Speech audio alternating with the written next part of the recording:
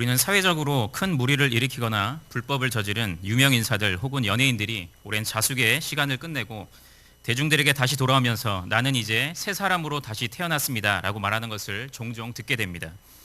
물론 그들 중 몇몇은 실제로 자신의 잘못을 진심으로 뉘우치면서 많은 사회 봉사도 하고 자신의 영역에서 최선을 다함으로써 오히려 대중으로부터 더 큰 관심과 사랑을 받게 되는 경우도 있습니다. 하지만 안타깝게도 또 그들 중 많은 이들은 복귀한 지 얼마 못 되어 또다시 어두운 옛 모습으로 돌아가게 됨으로써 대중으로부터 아예 외면당하고 더 많은 질타를 받게 되는 경우도 있는 것입니다.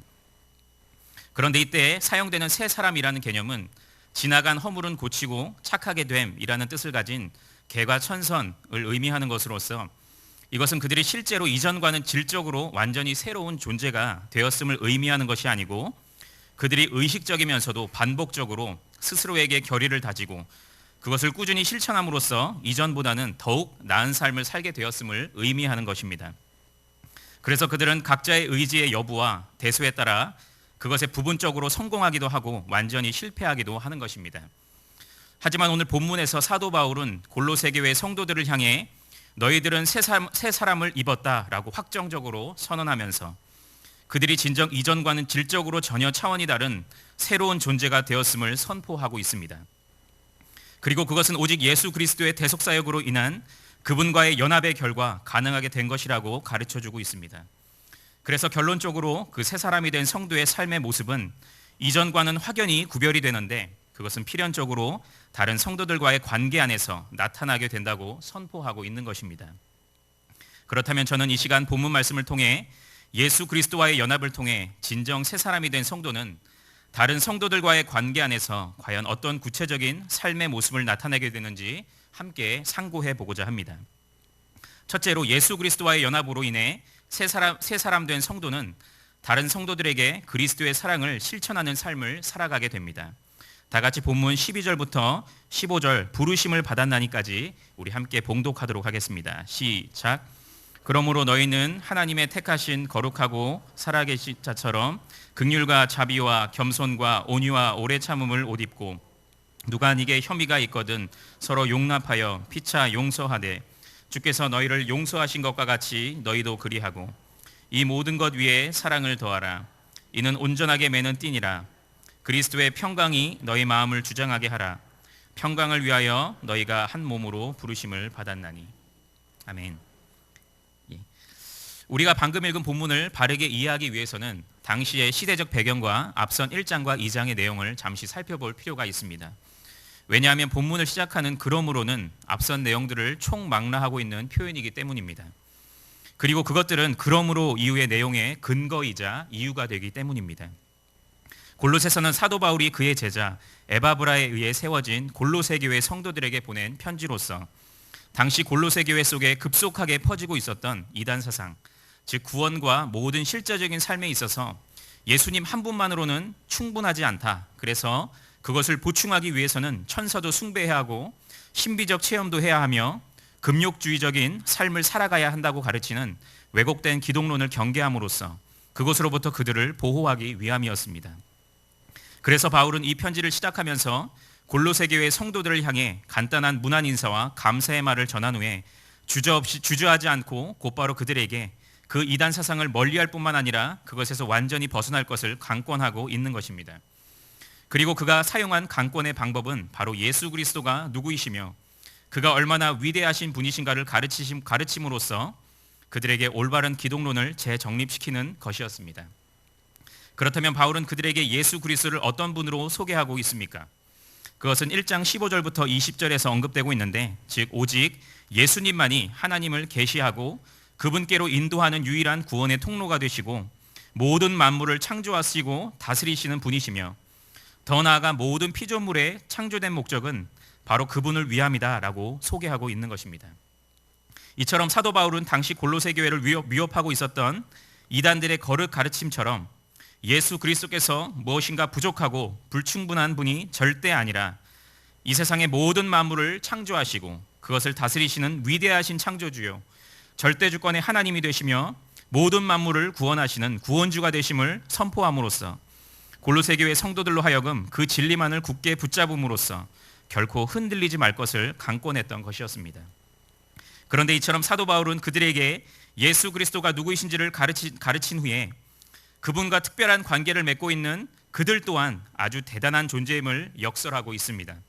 즉 그들은 2장 12절에 의하면 그리스도와 장사한 바 되고 또한 그분 안에서 함께 일으키심을 받은 자들인 것입니다. 다시 말해서 그들은 예수 그리스도의 대속사역으로 인해 하나님과 화목하게 된 자들이며 결국 예수 그리스도와 한 몸을 이루어 그분과 연합된 삶을 살아가게 된 자들인 것입니다. 그래서 예수 그리스도와 절대 끊어질 수 없는 유기적인 관계 안에서 하나님의 뜻에 순종하는 삶을 살아가게 된 의롭고 영광스러운 자들인 것입니다.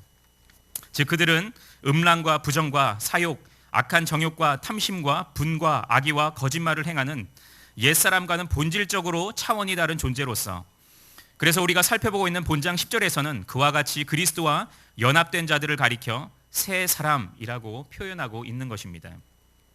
그래서 이런 앞선 모든 정황과 문맥 안에서 오늘 본문 12절에 그러므로는 너희가 모든 만물의 창조주여 절대주권자요 구원주이신 예수님과 연합된 새 사람이 되었으므로 라고 해석될 수가 있는 것입니다.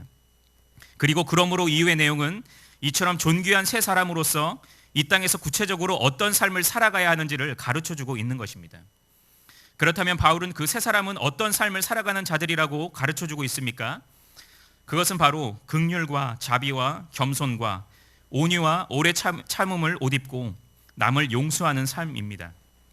다시 말해서 남을 불쌍히 여김으로 돕고 나보다 남을 낮게 여기며 남에게 악을 행치 않고 늘 선하게 행동함으로 포용하고 다른 사람이 나를 오해하고 배반하더라도 끝까지 선을 행하는 삶을 의미하는 것입니다. 또한 죄로 인해 원수되었던 자신을 용서해 주신 그 예수 그리스도의 용서하심을 본받아 남을 관용하고 용서해 주는 삶을 의미하는 것입니다. 그리고 바울은 마지막으로 새 사람이라고 한다면 반드시 행해야 하는 가장 중요한 실천 덕목을 가르쳐주고 있는데 그것이 바로 사랑입니다. 그 사랑은 이기심이 배제된 자기 희생적 사랑으로서 내 형제를 내 몸과 같이 사랑하는 것을 의미합니다. 그래서 바울은 바로 이 사랑이 앞서 언급된 모든 덕목들의 기초가 되며 그것들을 온전케 하며 완성시키는 힘을 가지고 있다고 말하면서 그것을 온전하게 매는 띠라고 묘사하고 있는 것입니다. 당시 팔레스타인 지역에서 옷의 띠는 입고 있는 옷을 하나로 묶어 보기 좋게 해주고 활동하기에 편하게 해주는 역할을 했음을 생각해 볼 때 사랑은 기독교의 모든 실천 덕목을 하나로 통일시키고 균형 있게 그 덕목들을 사용할 수 있도록 해주는 핵심이 되는 것입니다. 그리고 이어서 바울은 그들이 그런 삶을 살아가야 하는 이유, 아니 반드시 그런 삶을 살 수밖에 없는 이유를 설명하고 있는데 그것이 바로 그리스도의 평강, 즉 하나님께서 예수 그리스도 안에서 주시는 평강입니다.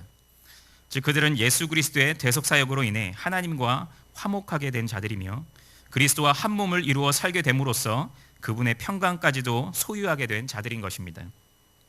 그런데 여기서 바울이 더 강하게 강조하고 있는 사실은 그리스도와 연합을 이룬 성도들은 단지 그분과만 한 몸을 이루게 된 것이 아니라는 것입니다.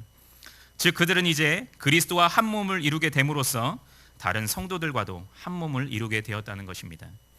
즉 이제 그들은 그리스도를 머리로 모시고 한 몸 안에서 함께 지체를 이루며 살게 된 것입니다.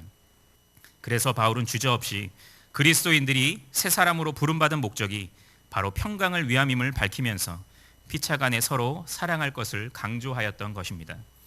그래서 이런 의미에서 바울은 골로새 교회 성도들에게 그리스도와의 연합을 이룬 새 사람은 교회 안에서 반드시 피차간 사랑을 실천해야 함을 가르쳤던 것입니다. 1907년에 있었던 평양 대부흥운동은 우리나라의 기독교 역사의 실로 전환점이 될 만한 놀라운 사건이었습니다.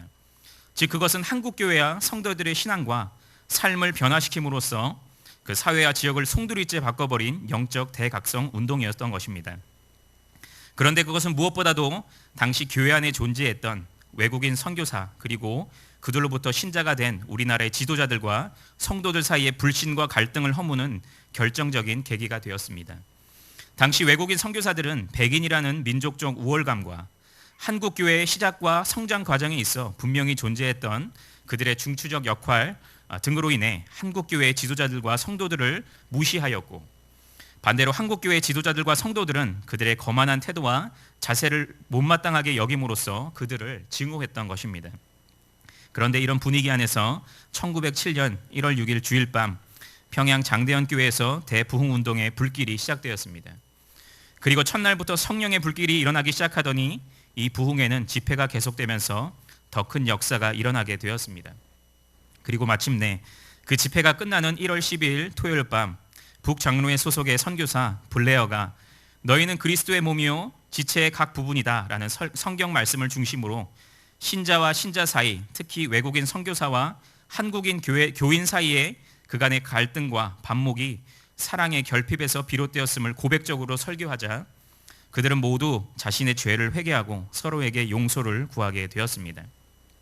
그리고 그들은 비록 겉모습은 다르지만 그리스도 안에서 진정한 한 형제요 자매임을 다시금 확인하게 됨으로써 피차간의 진한 사랑을 나누며 한국교회의 성장과 발전을 위해 함께 힘을 모아 더욱 힘차게 일하게 되었습니다.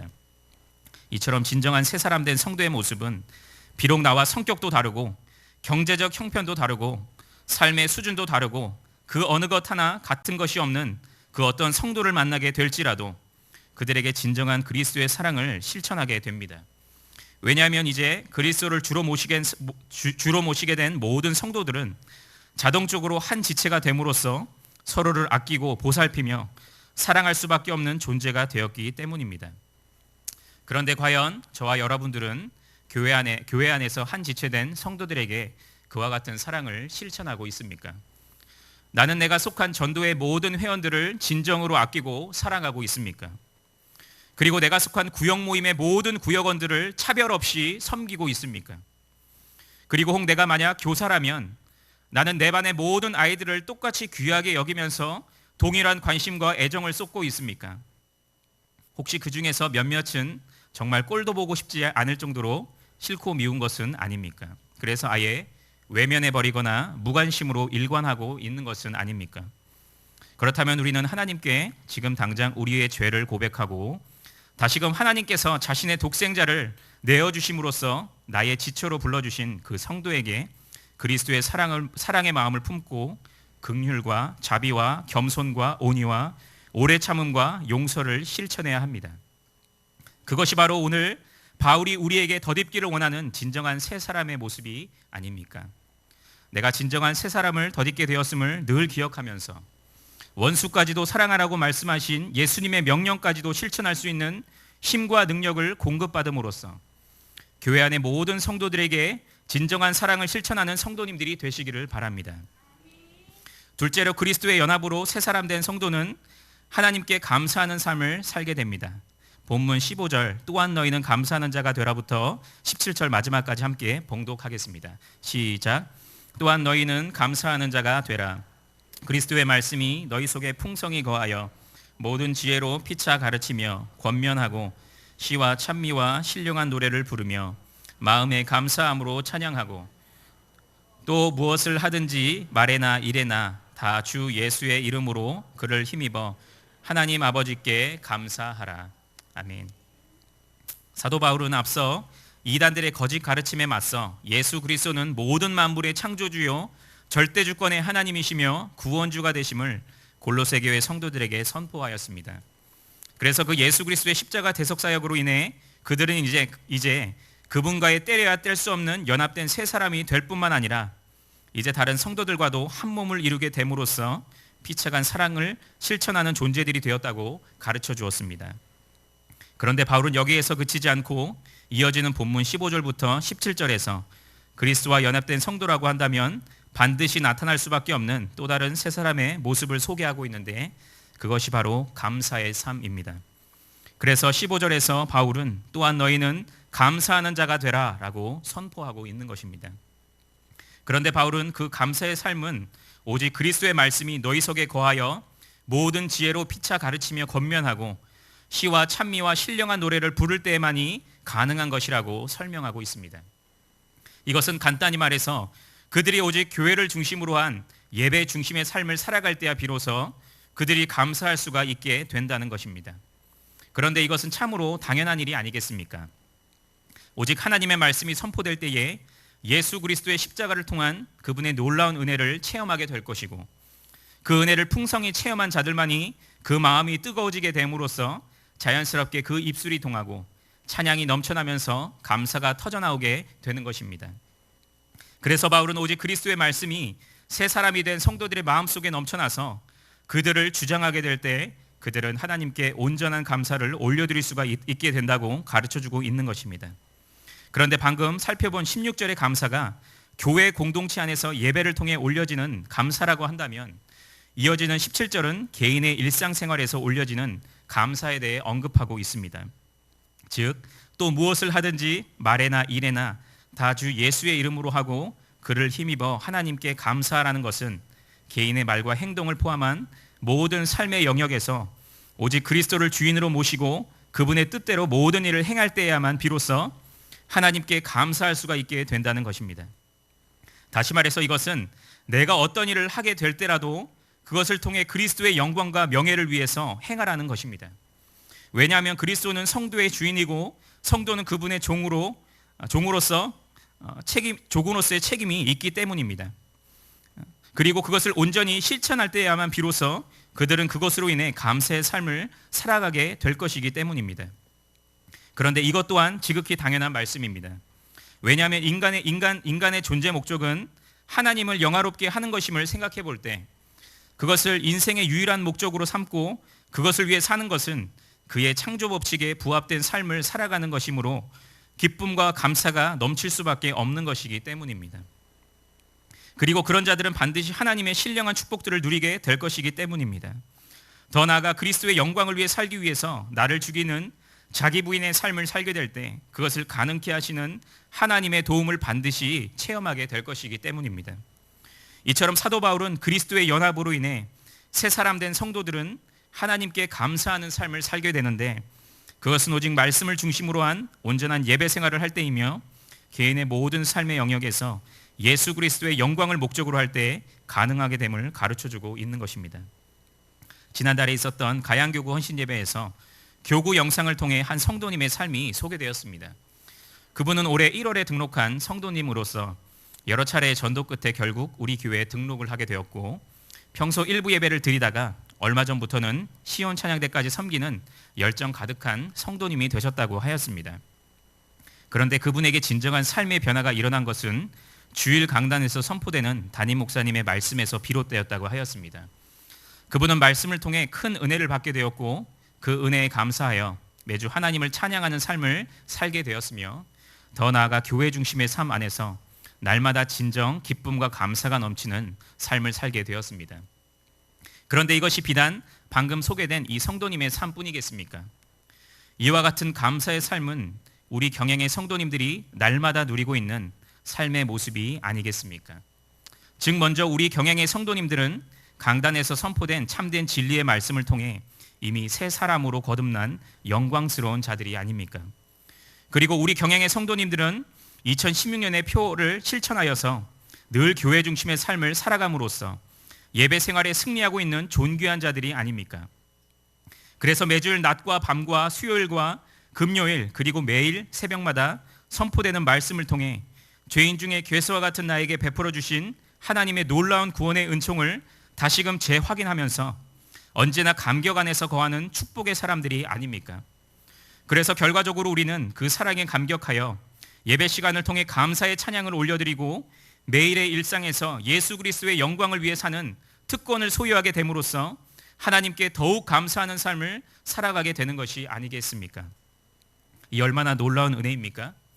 혹 성도님들 가운데 2010년 한 해를 시작하고 상반기를 마무리 짓고 있는 이 시점까지 이와 같은 진정한 새 사람으로서의 감사의 생활을 계속해서 영위하고 계시는 성도님들이 계신다면 2010년 한 해를 마무리하는 그 시간까지 끝까지 그 감사의 생활을 누구에게도 그 어떤 것에게도 빼앗기지 마시기를 바랍니다. 그리고 더욱 예배 중심의 삶을 붙잡고 매일의 삶의 현장에서 어떤 일을 시작하고 마무리하게 될 때에도 늘 긴장감을 가지고 예수님의 영광을 위해 살 것을 결단하고 그것을 실천하시기를 바랍니다.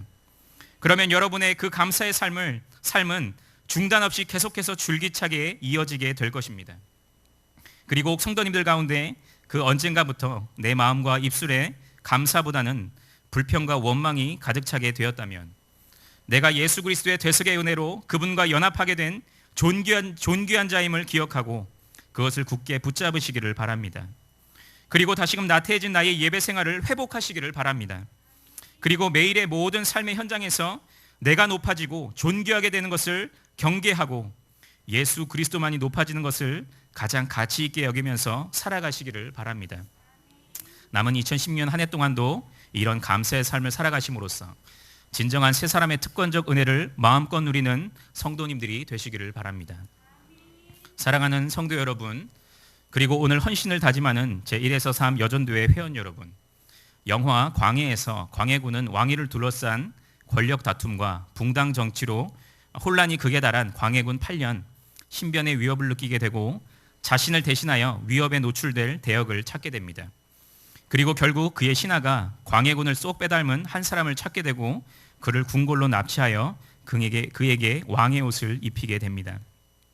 물론 그 대역을 맡은 사람은 처음에는 자신과 전혀 어울리지 않는 그 옷에 낯설어 하다가 점점 그것에 익숙하게 되면서 점차 그 옷에 걸맞은 말과 행동을 하게 되고 결국 왕으로서의 역할을 수행하게 됩니다. 이처럼 한 보잘것없는 사람도 왕의 옷을 입게 되자 왕으로서의 위엄을 갖추고 그에 따르는 모습으로 탈바꿈하게 되는 것입니다. 그런데 오늘 본문에서 사도 바울은 골로새 교회 성도들을 향해 너희들은 새 사람이 되어라 라고 하지 않고 너희들은 이미 새 사람을 입었다 라고 선언하고 있습니다. 이것은 곧 그 새 사람은 자율적인 어떤 노력으로 되는 것이 아니라 다른 사람의 일방적이고 타율적인 힘 혹은 영향력에 의해 되는 것이 아니며 흥미롭게도 바울은 그 새 사람의 모습을 마치 새로운 옷을 입게 되는 것처럼 표현하게 된 것입니다. 그런데 이 새 사람이 입게 되는 옷은 이 땅에서 제한적이고 유한한 권력을 행사하다가 역사의 뒤안길로 사라지고 마는 일국의 왕이 입는 옷과는 전혀 차원이 다른 아주 영광스러운 옷입니다. 그것은 위대하신 하나님께서 당신의 외아들의 생명과 바꿈으로써 성도들에게 입혀준 의의 옷입니다. 즉 그것을 입게 됨으로써 부패했던 옛 모습은 벗어지고 그리스도 안에서 누리고 행하게 되는 의로운 모습을 입게 되는 것입니다. 그래서 이제 성도들은 이 옷을 입고 그분과의 연합 안에서 하나님의 뜻을 온전히 좇는 삶을 살게 되는 것입니다. 그리고 그것의 구체적인 모습이 바로 오늘 본문에서 살펴본 대로 그리스도에 지체된 성도들을 사랑하는 것이고 예배와 매일의 삶을 통해 하나님께 감사를 올려드리는 것입니다. 그렇다면 우리는 이 영광스러운 새 사람의 신분에 걸맞게 마땅히 교회 안의 모든 성도들을 사랑으로 대하고 모든 공예배와 매일의 새벽 예배를 통해 큰 은혜를 받음으로써 하나님께 감사할 뿐만 아니라 오직 예수 그리스도의 영광을 위한 삶을 하루하루 살아감으로써 더욱 하나님께 감사하는 삶을 살아가야 하지 않겠습니까? 이런 삶을 날마다 살아가심으로써 새 사람만이 누리고 행할 수 있는 이 특권적 은혜를 꼭 체험하시는 경행의 모든 성도님들과 오늘 헌신을 다짐하시는 제1에서 3 여전도회 회원들이 되시기를 바랍니다.